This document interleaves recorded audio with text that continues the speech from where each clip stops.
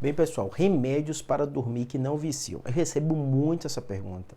Porque eu acabo fazendo muito vídeo, e no meu consultório também, eu falo muito com os pacientes, das medicações que elas são as mais clássicas utilizadas para dormir, né, que são os benzodiazepínicos, né? Não é à toa que são esses remédios, 3 remédios mais prescritos do mundo, né?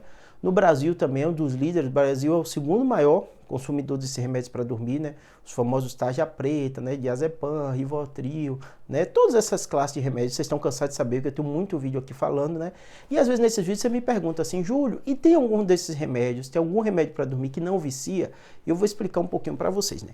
Quando a gente fala de uma medicação ser tarja preta ou precisar de receita azul, é porque o órgão de saúde, né, através das evidências científicas, mostra que essa classe de medicação, não é que você vai ficar viciado, mas ela tem um potencial de duas coisas, né? Criar uma certa tolerância, então você começa a tomar uma dose de remédio, aquele faz um efeito bem depois, aquele efeito parece estar mais reduzido, então muitas vezes a pessoa acaba pedindo ou querendo uma dose maior para ter aquele mesmo efeito que ela teve lá atrás, né? E a segunda, uma certa dependência, porque são substâncias que nos nossos neurotransmissores, no nosso corpo, né, elas dão uma sensação boa e é comum as pessoas criarem dependência por ele. Não é que todo mundo vai criar, mas pode acontecer. E aí, por isso, os governos fazem isso, eles dão um controle maior para essas medicações. Até a gente médico, para passar para o paciente, tem que preencher. Além da receita simples, essas receitas controladas, né, que todo mundo fala disso, do remédio controlado. Não significa que ele é pior, que ele vai causar nenhum dano, não. É essas características dele que precisam esse controle maior, né?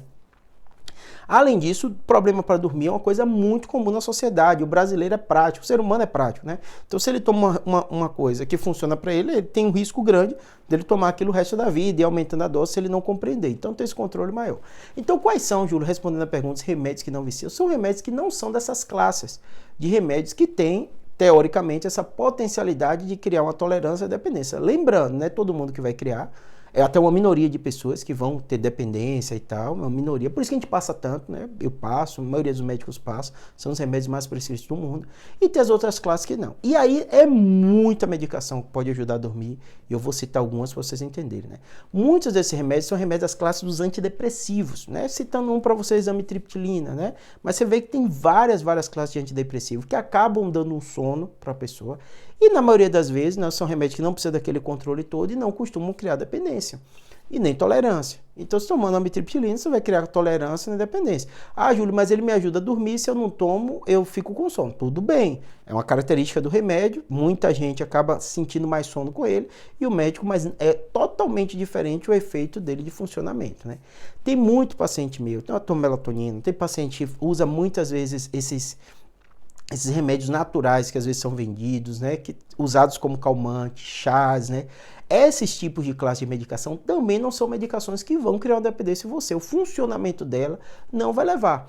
Então assim, eu digo para muito paciente meu, fala assim, Júlio, eu tomo chá X e me dá sono, você acha que isso vai ter problema? Não, pode tomar. Isso não vai te prejudicar. Agora converse com o seu médico, porque muitos desses chás, eles às vezes têm efeito em algumas medicações. Então o seu médico vai avaliar e ver, mas na grande maioria das vezes isso não vai te causar um problema. Além disso, eu digo para muita gente que eu ajudar a dormir, a gente só fica pensando em remédio, mas tem muitas estratégias e medidas, né?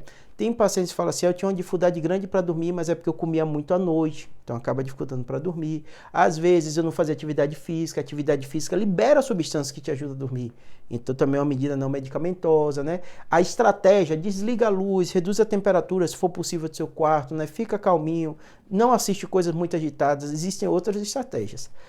Das medicações, que é respondendo a pergunta do vídeo, os remédios que não são tarja preta, eles não vão criar dependência no seu corpo, então vai poder ser utilizado.